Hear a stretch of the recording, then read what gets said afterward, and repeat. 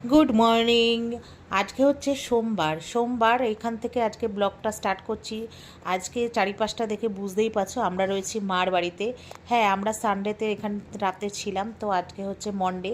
তো মন্ডেতে ঘুম থেকে উঠে গেছি, তো মেয়ের খুব জ্বর এসছে, মেয়ে বললো স্কুল যাবে না, নালে উঠে হয়তো সকালবেলা বাড়ি চলে যেতাম।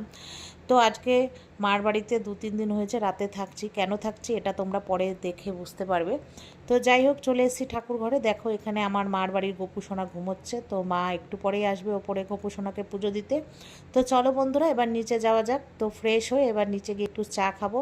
আর ঘুম থেকে উঠেই তো আমি এখন থাইরয়েডের ওষুধটা খাওয়ার আধ ঘন্টা পর হচ্ছে যে আমি বাড়িতে ডিটক্স ওয়াটার বা যাই হোক খাই, ওটা তো এখন আর খেতে পাচ্ছি না, তো এখন সরাসরি চাই খেয়ে নেব। তো চাটা খাওয়া দাওয়ার পরে তো হাজব্যান্ডকে আজকে বলা হয়েছে যেহেতু মেয়ের জ্বর, আজকে আর ওই বাড়িতে যাব না। তো বরকে বলেছি এখান থেকেই খাবার বানিয়ে দেবো, মার বাড়ি থেকে নিয়ে অফিস চলে যেতে। তো হাজব্যান্ড বাড়িতে চলে গেছে হচ্ছে ফ্রেশ হয়ে স্নান ধান করে চলে আসবে, মানে অফিস যাওয়ার পথে খাবার নিয়ে চলে যাবে।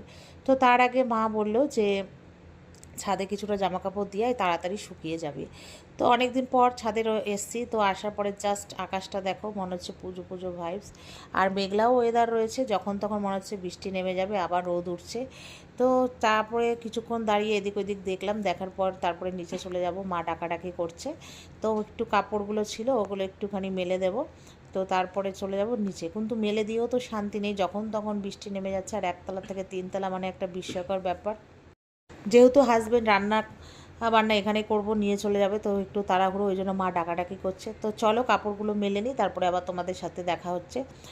তো অনেকগুলোই জামা কাপড় রয়েছে। আর আকাশটা দেখেছো কেমন একটা বেশ কালো কালো গুমোট হয়ে আছে না, মনে হচ্ছে এখনই বুঝি নেমে যাবে ঝুপঝুপিয়ে বৃষ্টি। তো চলো এখন যাব নিচে, তারপরে মার হাতে হাতে একটু রান্না বান্না করে দেবো। তারপরে দেখি মা মেয়েও কি উঠে, ওকে একটু ফ্রেশ ট্রেশ করিয়ে কিছু খাইয়ে দেবো। তো যাই হোক, তারপরে চলে যাবো এখন নিচে। তো মা বললো যে আমি এদিকে ডাল ভাত হয়ে গেছে, তুই একটু ডিমের কষাটা একটু করে দে, মানে পেঁয়াজ দিয়ে একটু ঝাল। আর এখানে বসিয়েছে চানা মশলা, বড় ভাই অফিস যাবে, তো সবাই খাওয়া দাওয়া করে টিফিন নিয়ে যাবে, তো একটু তাড়াহুড়ো করতে হচ্ছে। আর ওইদিকে মা গোপু সোনাকে পুজো দিয়ে চলে এসছে নিচে। তো এখানে দেখো, এখানে যে পেঁয়াজের ঝাল দিয়ে, মানে সরি পেঁয়াজের ঝাল না, মানে পেঁয়াজটা ভেজে এবার মশলা টশলা দেওয়া হয়ে গেছে, এবার হচ্ছে একটু কষা কষা করা হবে। আর এখানে তো কষা কষা করা হবে, তো এখানে আমিও মার সাথে সাথে করছি। তারপরে এবার হয়ে গেছে, তো ওখানে চানাটা সিটি মারতে বসিয়েছে, মানে সিটি পড়লে তারপরে নামিয়ে দেবে আর কি। তো যাই হোক, এভাবেই আর কি ডিম কষাটা করে নেব আর কি। সবাই জানে ডিম কষা কী করে করতে হয়।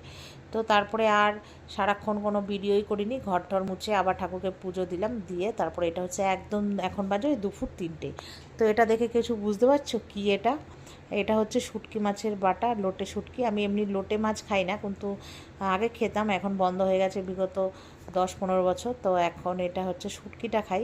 তো মাকে বললাম যে কি রান্না করবে, তো শুটকি মাছই করো। তো দেখো এই যে মা শুটকি মাছের বাটা করেছে। তো এই শুটকি মাছের বাটা দিয়ে জাস্ট ভাত খাবো, শরীরটাও ভালো লাগছিল না, ওই জন্য মাকে বললাম যে একটু বাটাটা করো, বেশ গরম গরম ভাত দিয়ে খাবো। তো মেয়ে তো খায় না, তো মেয়ে নাক সিট করছে পাশে বসে, ওর গন্ধ লাগে। তো আমি, মা, ভাই ওরা সবাই খাবো। তো আমার তো এটা জাস্ট ওয়াও লাগে, মনে হচ্ছে মাংসর থেকেও ফেভারিট। তো শুধু জাস্ট মানে মুখে নাও, পুড়ে ফেলো, মানে এরকম হচ্ছে ব্যাপার।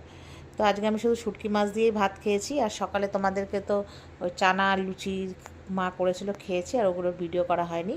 আর এখন ওই যা মানে চলে এসে একটু লেট করেই খেলাম, যেহেতু চানা আর লুচিটা একটু দেরি করে খেয়েছিলাম, সকালের টিফিনটা সব কাজকর্ম সেরে স্নান করে তারপরে আর কি। তো এই জন্য এখন একটু লেট হয়ে গেছে খেতে। তো চলো বন্ধুরা, আমি অ্যাশ করে একটু খাই, তারপরে তোমাদের সাথে আবার পরে দেখা হচ্ছে।